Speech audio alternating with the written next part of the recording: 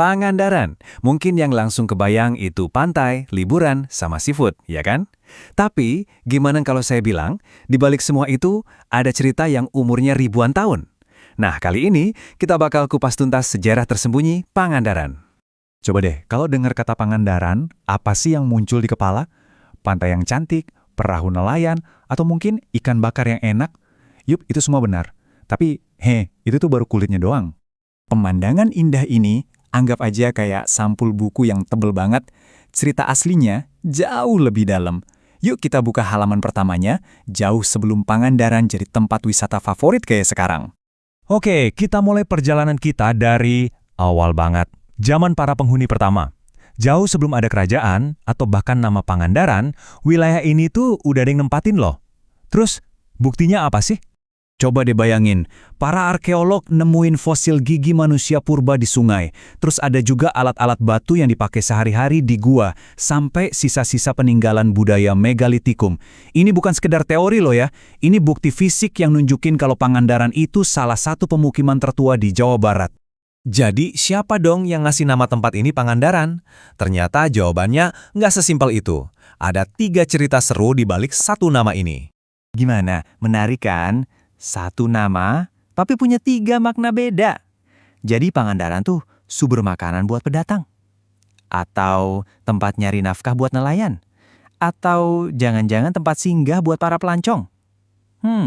Kayaknya ketiganya bener juga ya.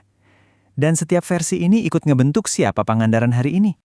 Oke, sekarang kita fast forward dikit yuk. Dari era kerajaan kuno, Pangandaran itu mengalami perubahan yang gede banget.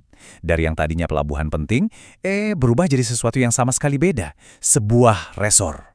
Kelihatan banget kan betapa jagonya Pangandaran beradaptasi. Dulu, di abad ke-14, dia jadi pusat dagang kerajaan Sunda. Masuk zaman kolonial, Belanda sulap jadi Teluk Maurits, bukan cuma tempat liburan eksotis, tapi juga produsen kopra kelas dunia.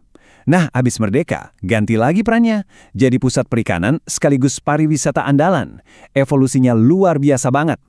Dan di tengah semua perubahan ini, ada satu saksi bisu yang nggak pernah kemana-mana, Cagar Alam Pananjung.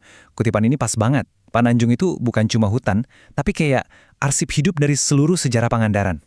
Cerita Pananjung sendiri aja udah seru banget loh. Awalnya cuma taman rekreasi buat orang belanja.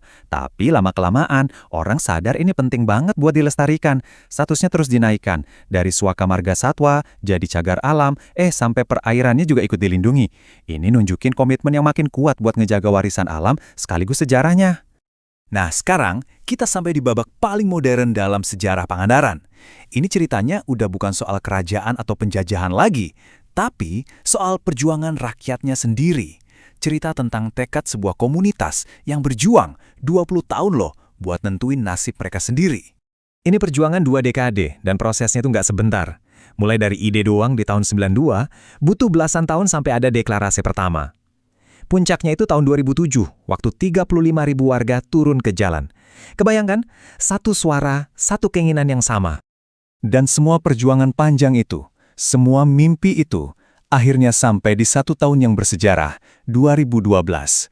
Sebuah angka yang bakal selamanya diingat sama masyarakat Pangandaran. Nah, ini dia klimaksnya. Tanggal 25 Oktober 2012, setelah 2 dekade berjuang, akhirnya palu diketuk. Pangandaran resmi jadi kabupaten sendiri. Benar-benar kemenangan buat aspirasi rakyat. Jadi, coba kita rangkum lagi perjalanan luar biasa ini. Dari pemukiman zaman purba, jadi pelabuhan kerajaan, terus disulap jadi resor kolonial, dan akhirnya lahir sebagai kabupaten mandiri. Setiap lapisan sejarah ini ngebentuk Pangandaran yang kita kenal sekarang. Kisah Pangandaran ini jadi bukti ya kalau sebuah tempat itu lebih dari apa yang kelihatan di permukaan aja. Dan perjalanannya ini belum selesai.